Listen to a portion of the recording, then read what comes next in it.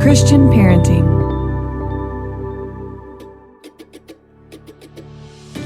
Welcome to the Christian Parenting Podcast. I'm your host, Steph Thurling. I'm the Executive Director of Christian Parenting, a mom of 3, and I am so glad that you're here. This is a place where you can bring your real self, no matter what that looks like today, and be given the space, resources, and encouragement you need to set aside perfection and grow into the perfectly imperfect parent God made you to be.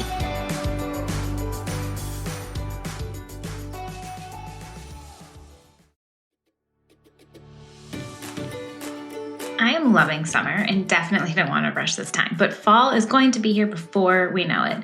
And as you start to think about back to school, I want to encourage you to think about how you can be praying for your kids this school year. It's so easy to get caught up in the daily tasks of parenting, like getting school supplies, coordinating the schedules, doing laundry, making snacks, and then making even more snacks. But as Christian parents, it's important to remember the big picture.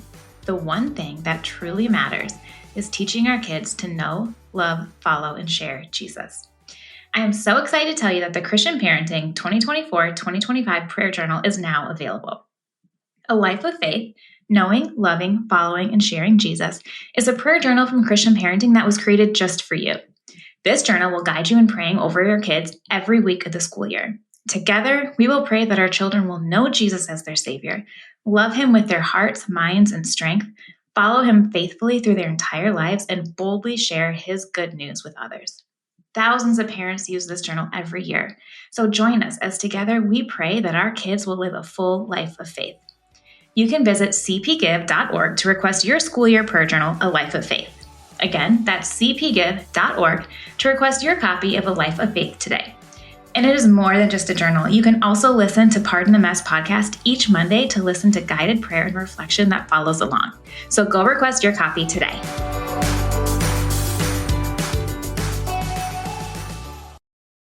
Hey guys, welcome back to the Christian Parenting Podcast. Today, we are continuing our series focusing on politics, the election, and civil conversations. All things that are on the top of mind as we are walking into an election cycle. And if you are looking for even more resources to navigate this political season, you should definitely check out our Christian Parenting digital guide, Politics Simplified. This is a free digital download that gives families faith-based guidance for the political season. The resources included in this guide are going to help you get the answers to the questions that so many of us have. You can find it on the Christian Parenting website, christianparenting.org/store. Again, it's called Politics Simplified, and it is a free digital download that is just full of really amazing resources for talking about all this stuff with your kids. But today on the podcast, I'm joined by Mark Turman. He is the Executive Director of Denison Forum and Vice President of Denison Ministries. Mark is here to talk about the importance of character in politics and the need for Christians to trust God and love others. He addresses the challenges of engaging in political discussions, both with people we know and love and with strangers online. And he encourages Christians to bring their faith and the fruit of the Spirit into all conversations and to approach others with grace and kindness. This episode is a great reminder for parents to keep faith, hope, and love centered in the midst of the complexities of politics.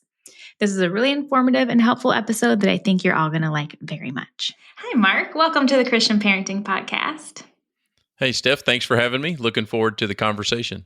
Yeah, I'm really excited to have you on. Can you tell us, first of all, who you are and what your role is at Denison Ministries? Because we work together, so I'd love for people to know more about in which capacity we do work together.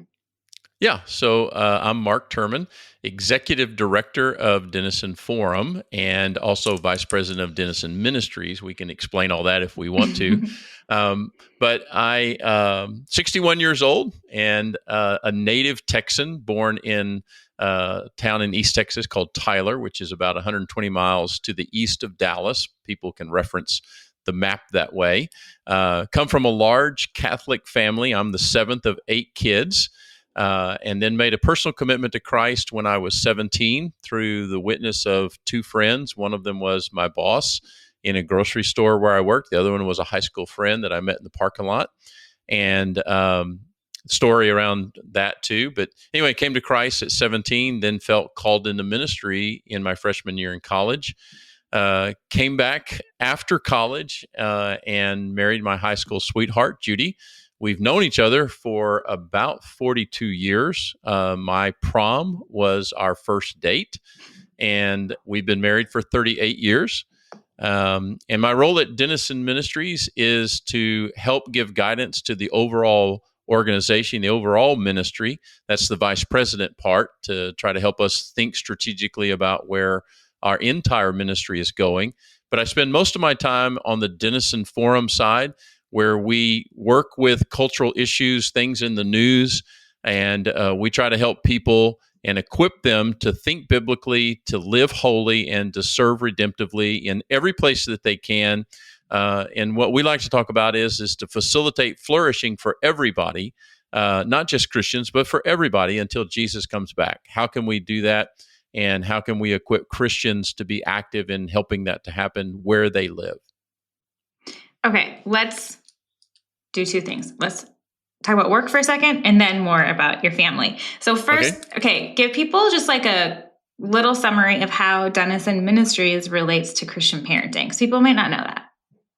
Okay, Denison Ministries and Denison Forum and Christian parenting are a part of this larger umbrella of ministries called Denison Ministries that was founded by Dr. Jim Denison 15 years ago with his partner, Jeff Bird. And so 4 ministries within Denison Ministries. Denison Forum deals with cultural issues. Kind of our tagline is news discerned differently. So Denison Forum is not a news media ministry. It is we're not journalists. We don't go and report the news. We'd rather try to listen to the news and what's important in the world at any given time, and then to look at it and to frame it in a biblical lens so that people can see it through a perspective of what God and His Word might say about a particular issue or a broad topic, like we're going to talk about later on in this podcast.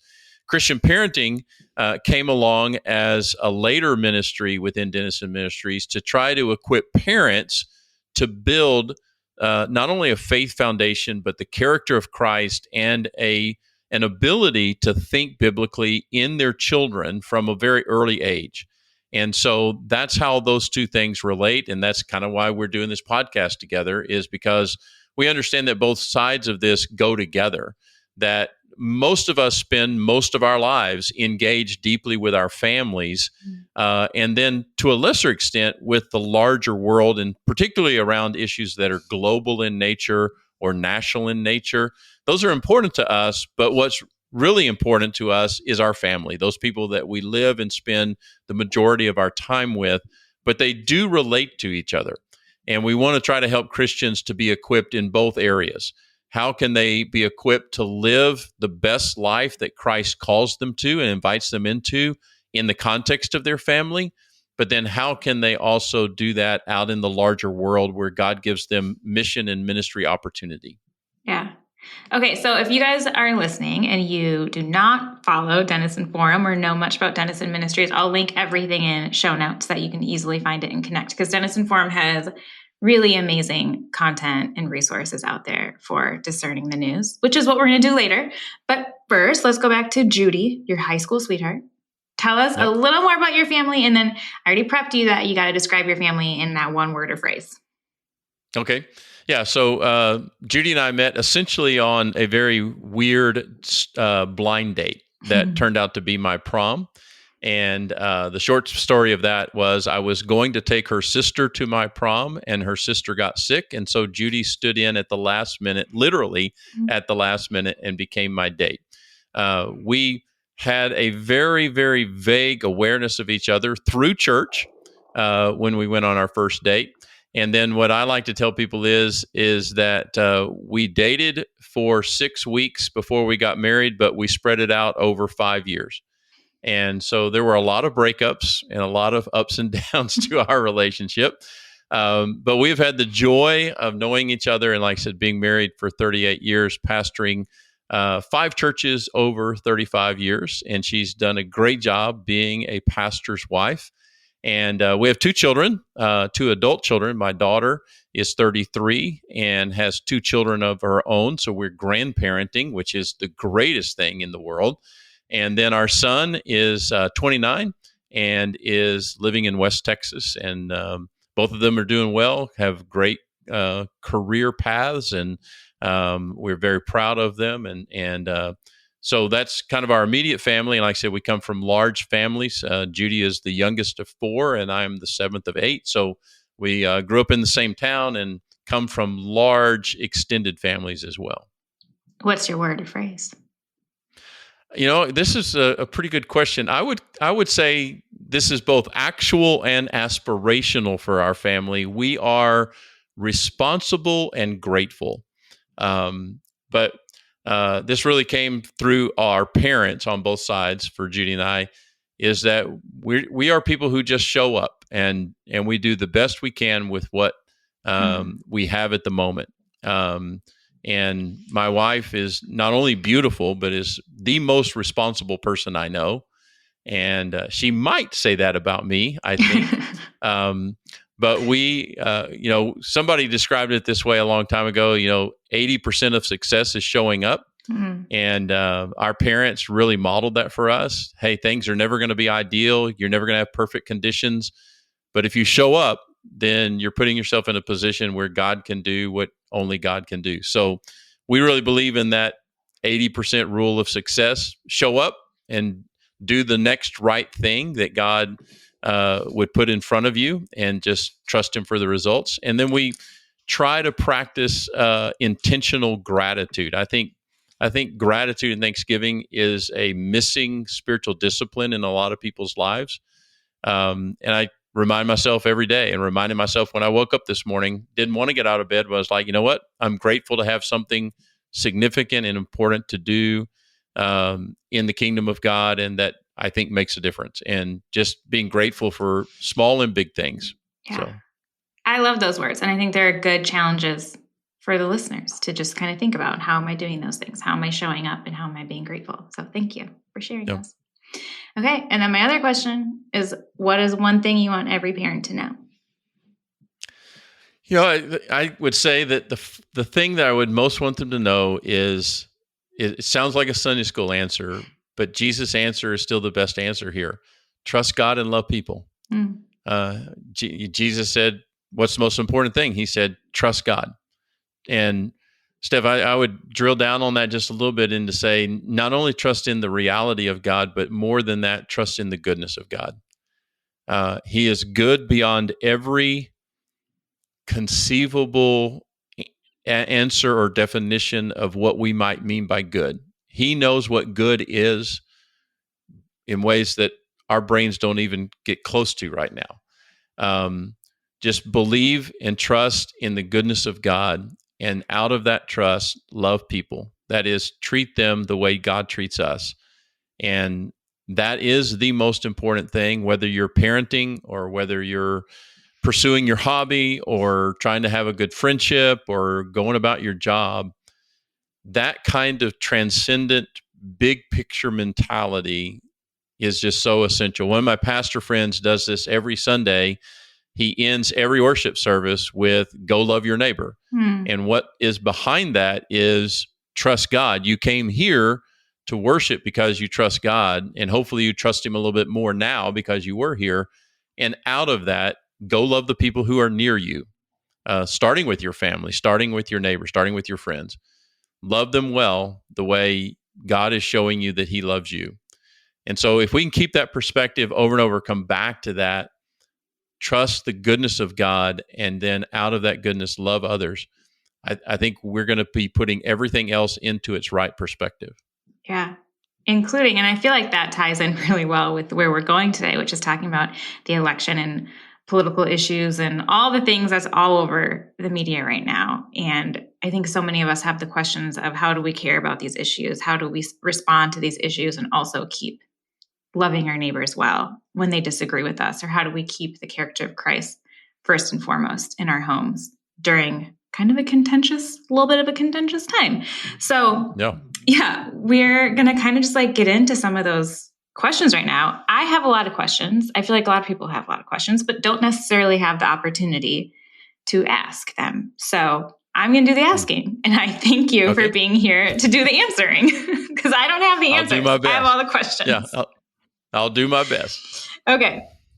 So I just kind of want to get into some of the general issues right now, because I think those are on the top of people's mind. Like, what are the issues that should be important to Christians? And also, if those issues are important to Christians, then how come some of us have like differing views on them? And how do we reconcile that? Yeah, so we could talk for about an hour just about I know. those two questions, right? But I do think, there's so many things we can talk about, both broadly and specifically. But broadly, I would say a big part of what we're experiencing in this current conversation around politics and our government is a question of character. Mm. And character does matter. And somebody said, in a democracy, the people get the leaders that they deserve. And that's kind of a harsh, painful thing to think about in some ways. But the great thing is we get to participate. We get to be a part of this process. We get to vote. We get to express opinions. We get to try to persuade each other. Unfortunately, persuading has turned into arguing more than anything else. But we ought to be grateful that we get to participate. But one of the things we ought to be paying a lot of attention to and realizing that we only have a limited amount of influence on any of these things, but there really is a big story here about character. And unfortunately, we have grown the mentality that politics is always dirty, it's always sullied, it's always lacking in character.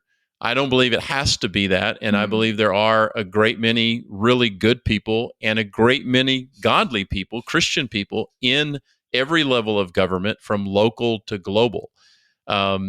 We don't often see them characterized that way, but I believe that they are there and they are trying to be the salt and light that God would want them to be a redemptive influence in that environment. And in some ways, how could they not be that? How could they not be following a sense of calling? Because it's a really hard place. But there's a study of character that is going on here. And then we can get down into some of the policy things. I do think that religious liberty is something we always need to be caring about. Right behind that and right with that is the sanctity of life. We have big conversations about abortion that continue to unfold in all kinds of different ways. But I think the sanctity of life, not only from the moment of conception, but also to the point of natural death, the issue of euthanasia and medical ethics.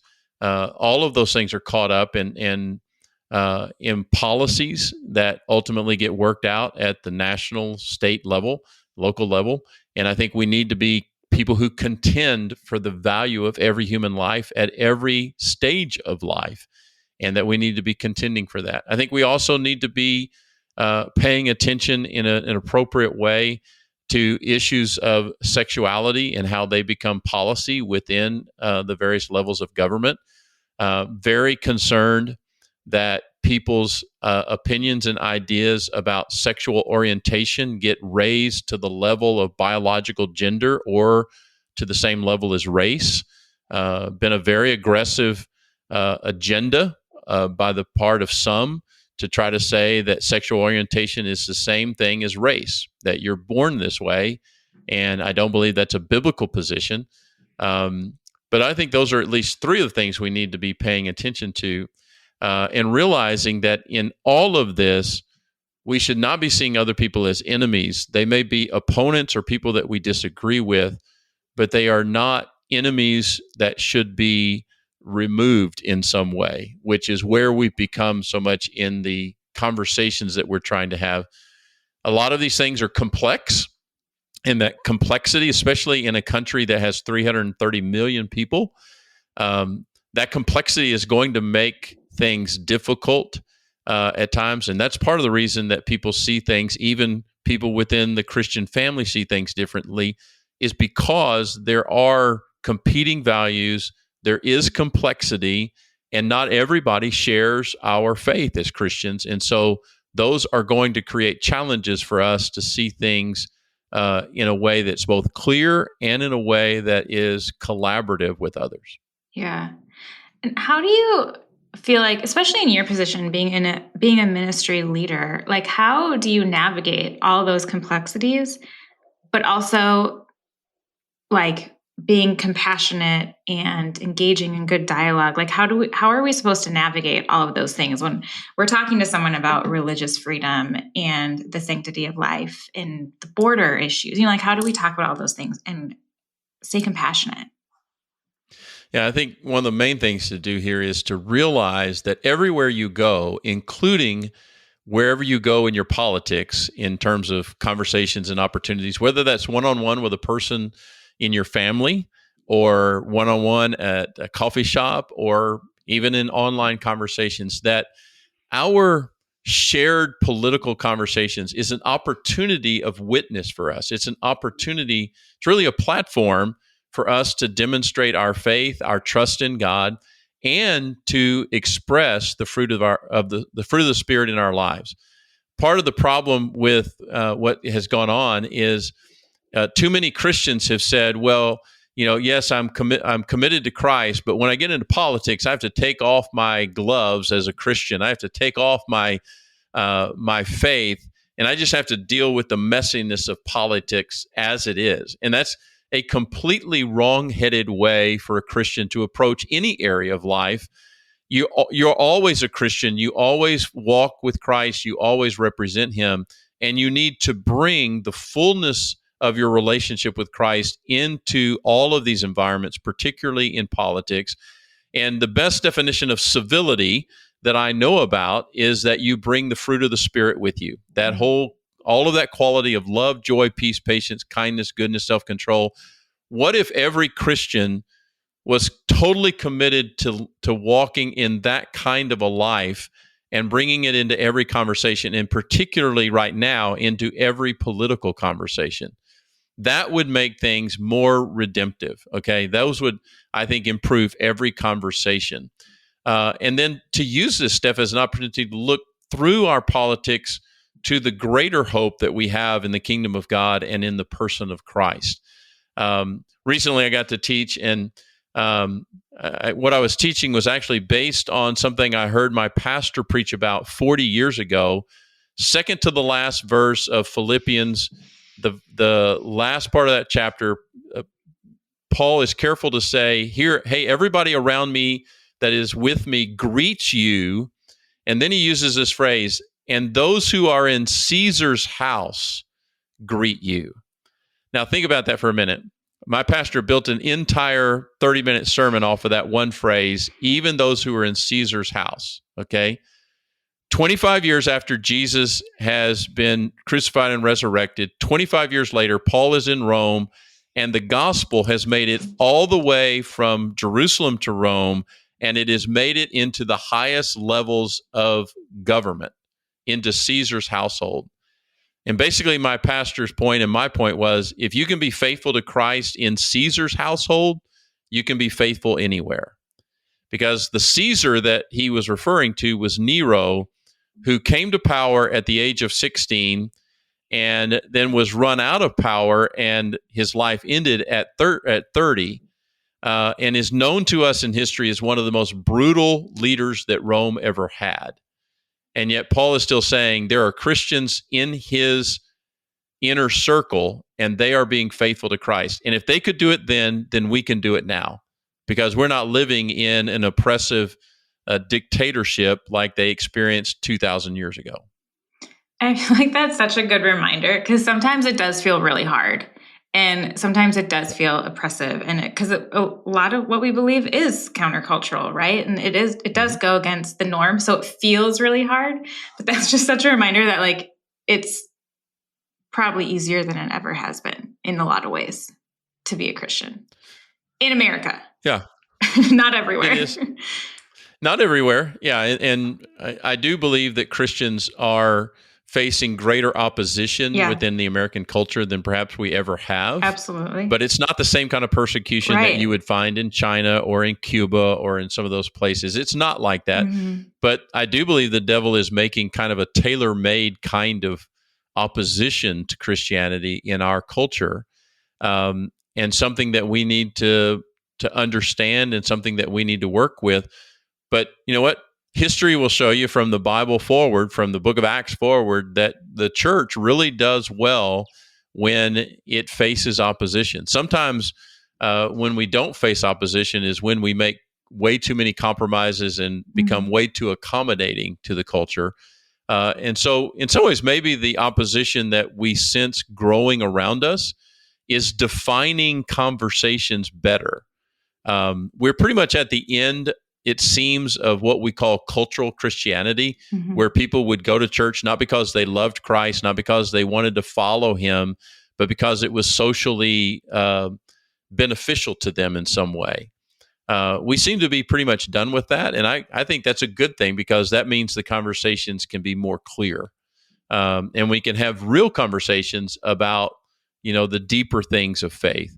And we ought to always be welcoming to everyone and kind and receptive to everyone.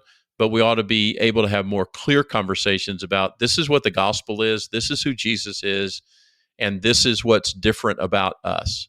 Yeah. And I think that could be helpful to us. Yeah.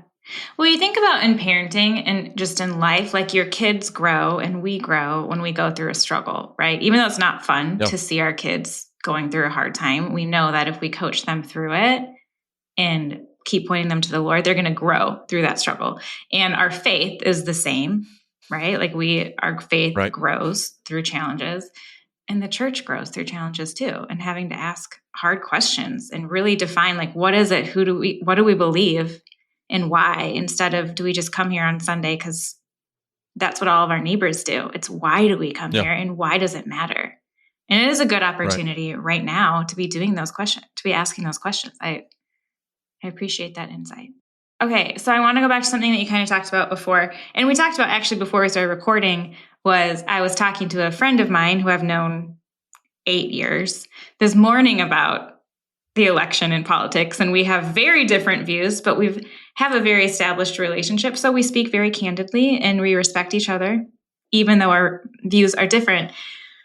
But Denison Forum, Christian Parenting, we're a digital ministry. There's a lot happening on the online world, which is different. So what would your advice be for interacting with people that we know and love and trust and respect mutually versus the online world, where there's no relationship and kind of, it's like the wild, wild west. Anything goes.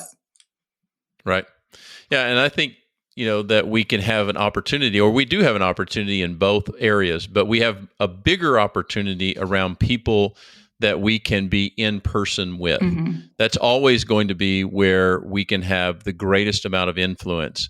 And so, you can influence a lot of people at a distance, but you can impact a few up close.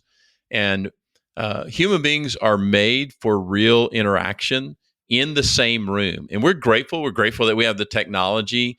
I'm in Dallas, you're in Minnesota. We can have a conversation and we can develop a relationship and a partnership in ministry in that way. And I'm grateful that the digital world exists, but the digital world will never, in my opinion, replace the real world. The virtual world is a limited opportunity. I think we are made to be more in person, and that's where we experience the greatest amount of influence. That's where we are shaped the most, and so we need that, because the digital world has, as one person said, technology has made the world a neighborhood, but only the love of God can make it a brotherhood. Only the love of Christ can really help us to know and care and love each other well. But we do that best in person. And so we have to bring our faith and the fruit of the Spirit into all of our relationships, but especially those that are nearest to us, those that are our family. And as you and I were talking beforehand, the key to being able to have healthy disagreement and conversation about different political views or different views about anything really happens best across that bridge of trust. As you shared with me, you've known this person for almost 10 years. And because of knowing them, being in the same room with them, getting to know them, not just politically, but across a lot of different categories, you're able to know something of the heart and spirit of this person. And so that trust and that depth of knowledge enable you to have sometimes conversations that are not where you agree and maybe not as easy to have. When you go out in the digital world, you don't have any of that for the most part, unless you're talking to the same person or persons on a continual basis. Maybe you get down that road some. But when you're in a digital environment with strangers, remember a couple of things. One is, most of the time, it is the algorithm that is throwing you into conversation with various people. It's not that you're picking intentionally that this or that person is following me. You could probably set up your social media feeds to do that, to where you're only talking to people that you know. That might be a really good thing, because you could create depth of relationship. But if you're just out there in the general social media world, the algorithm is throwing you into conversations with various people many times, and that can be pretty random. But even if you're in that environment, then you should bring an even extra layer of grace and mercy, patience and kindness into that environment, as you probably would and hopefully would for any stranger that you were meeting in any environment. That you treat them in a certain way and you have certain boundaries with the conversation, because this is somebody you don't know, and you would hopefully want to begin a good relationship with them rather than seeing them in some kind of a negative light, which is, again, Steph, one of the things our culture really needs to think about. David Brooks, the New York Times columnist, wrote a book about this recently called To Know a Person. One of the things he talks about is the research shows that when we meet somebody new, we now more than ever see that person not as an opportunity of friendship, but rather as someone who threatens us. And when we look at people, when we start brand new conversations and brand new relationships online or in person from a position of fear and suspicion, we shouldn't be surprised if it doesn't go very well. Yeah. And how can we get back to the place where we trust God enough that He is looking out for us, and that we can see every human being as being valuable, and somebody, as you know, I used to tell my church, be nice to every person you meet. They could become your next best lifelong friend. That could be the person that's standing next to you when you get, a hard diagnosis of something about your health, or some other kind of thing happens to you. That person that you're meeting today could be that person. So why would we want to start off any day in our lives looking at new people with fear and suspicion, seeing them as a threat, rather than seeing them as an incredible human being that God has made, and that we might have an incredible relationship with them? Okay, that's really interesting. And I feel like we could have another podcast on that too. Yeah, we could just have a lot of podcasts. Yep. But I would love to hear your pastoral view, kind of encouragement of how we manage all of this. Like, how do we manage the heaviness of everything that we're talking about, but also have peace and realize that, like, God is sovereign over all of this. Like, none of this is a surprise to Him. Like, He goes before us in everything, including the election in this season. So how do we hold on to that when it feels hard? Yeah, I think you come back to Paul's 3 favorite words. You could do a whole Bible study on how Paul used the simple words of faith, hope, and love. He uses them in 1 Corinthians 13. Many people remember parts of that chapter, but he uses them in other places as well. He keeps coming back around to this fundamental thing of faith. If Paul did write the letter to the Hebrews, which many people think he did, he basically calls out in the book of Hebrews that the biggest problem we have is disbelief. We distrust God. So we have to recognize that in us and come back over and over again and say, God, help me to trust you. And like that father who prayed, Lord, I believe, help my unbelief. We just come back over and over again, Lord, give me faith to have faith. Because it is out of that faith that we then have the thing we need most in our soul, which is hope. Hope is really the oxygen of our souls, I would say. And when you're in the kind of craziness that we're in terms of our politics and a lot of other things that we could talk about, artificial intelligence would be a whole other conversation. When you're wondering, where is the hope in all of this? Where's the hope for me? What about my children?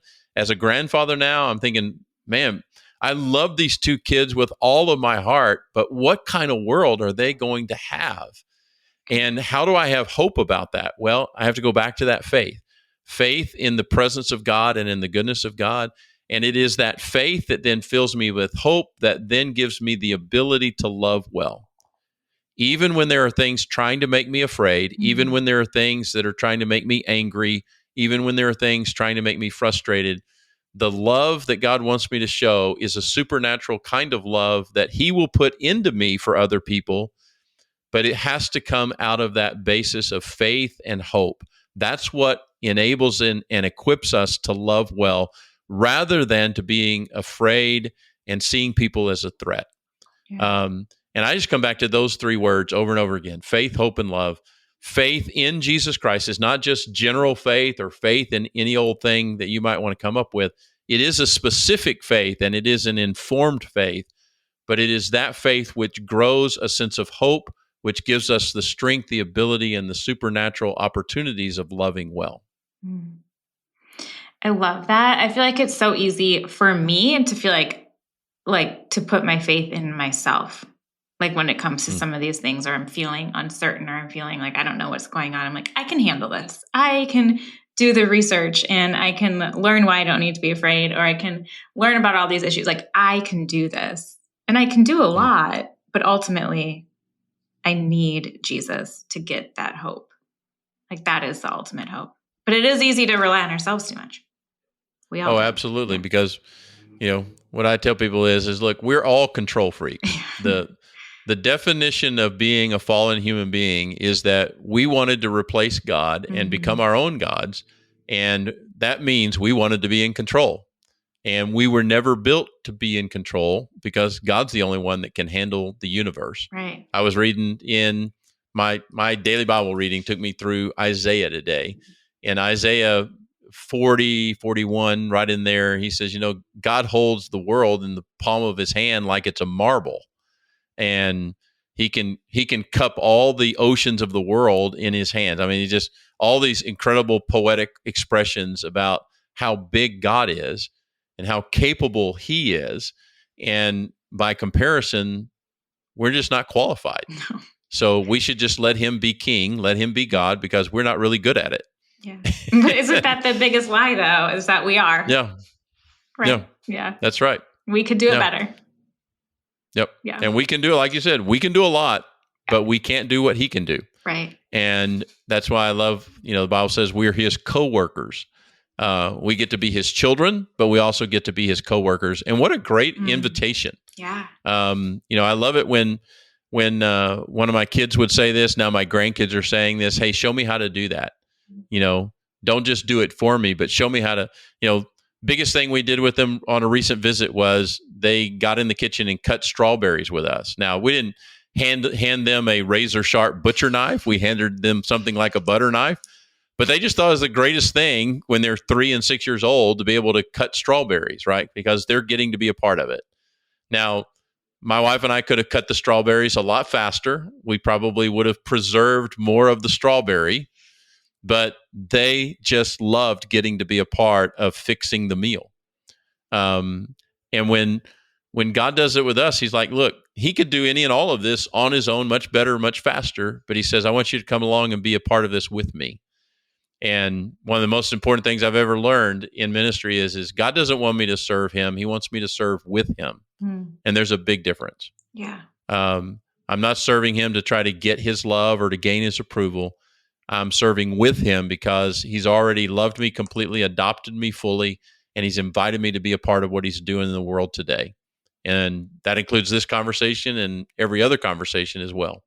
And that's a great way to live. Yeah, it's a good invitation. And I would like to point out that that is a huge difference between parenting and grandparenting right there, is that you're like, it's fine. And I'm like, I just spent $8 on these strawberries. We're going to do it the best we can. And I'm going to do it faster than you. Yep. Yeah, there are certain privileges and perks to grandparenting that are distinct and wonderful, but very different. I can't tell you that I always had them in the kitchen when they were children. Yeah. Okay. But grandparents, you just learn some things over time. Absolutely. That's why grandparenting is so great. So good. And why you have to be a parent first. So you can figure it out a little bit. Yep. Yeah. Okay. Exactly. So before we go, can you give some advice or some options for parents who are wanting to do a little more research so they can be informed about whether it's specific issues or just the general election, theological things? Where should they go? Sure. Well, obviously, we would recommend they go to Denison Forum, just denisonforum.org. And one of the things that we're doing for parents and for other busy people is we're trying to communicate through podcast, because we know, especially parents and people that have to commute a particular distance to work, they can gain a lot of insight and a lot of help just by listening. And so we have articles on our website. We produce a daily article based on today's events in the news called the Daily Article. That's our most popular resource. But we also have podcasts, the Denison Forum podcast, and that'd be a place to start. I would also encourage people to check out other resources such as Christianity Today's. They have a podcast called The Bulletin. There's a resource called Trinity Forum that puts out some excellent material from a Christian perspective.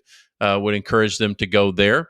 There's another website, a friend of mine, Curtis Chang, a pastor in California, has called Redeeming Babel. He's just recently put out an incredible resource that is called The After Party, which is based on bringing your faith into your engagement in politics. Mm-hmm.